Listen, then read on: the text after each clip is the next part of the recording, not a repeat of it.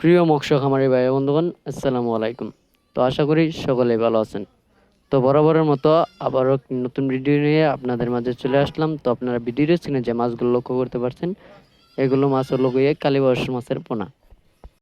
তো এই মাছগুলো এককভাবে চাষ করা যায় এবং কি মিশ্রভাবেও চাষ করা যায়। দেখা গেল মিশ্রভাবে চাষ করার ফলাফলটা একটু ভালো হওয়ার কারণে অধিক চাষি ভাইরা এই মাছগুলো মিশ্রভাবে চাষ করে থাকেন। তো আমাদের কাছে এই অরিজিনাল কালীবাউসের মাছের পোনাগুলো মজুত রয়েছে। তো আমরা এই মাছগুলো সারা বাংলাদেশে হোম ডেলিভারির মাধ্যমে পৌঁছে দিয়ে থাকি এবং কি আপনারা চাইলে আমাদের লোকেশন মতো এসে এই মাছগুলো সংগ্রহ করতে পারেন।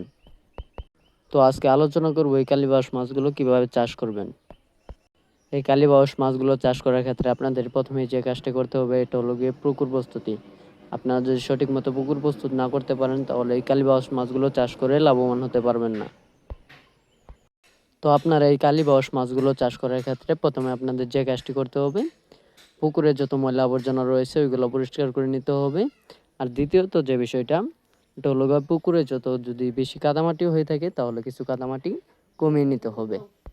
তারপর আপনারা চুন এবং কি সার প্রয়োগ করে পানির কালারটা যখন সবুজ হয়ে যাবে তখন এই মাছগুলো ছাড়তে পারবেন।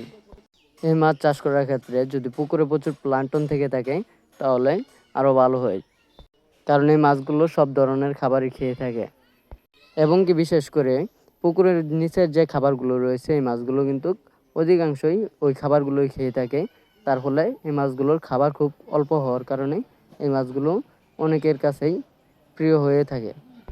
এই মাছগুলো খেতে সুস্বাদু হওয়ার কারণে বাজারে বেশ একটা ভালো দামে বিক্রি করা হয়। তো আমাদের কাছে পেয়ে যাচ্ছেন অরিজিনাল কালীবাউসের মাছের পোনা। যদি আপনারা কেউ চাষ করতে চান এবং চাষের প্রতি আগ্রহী আছেন, আমাদের ভিডিওর স্ক্রিনে দেওয়া নাম্বারে কল করুন।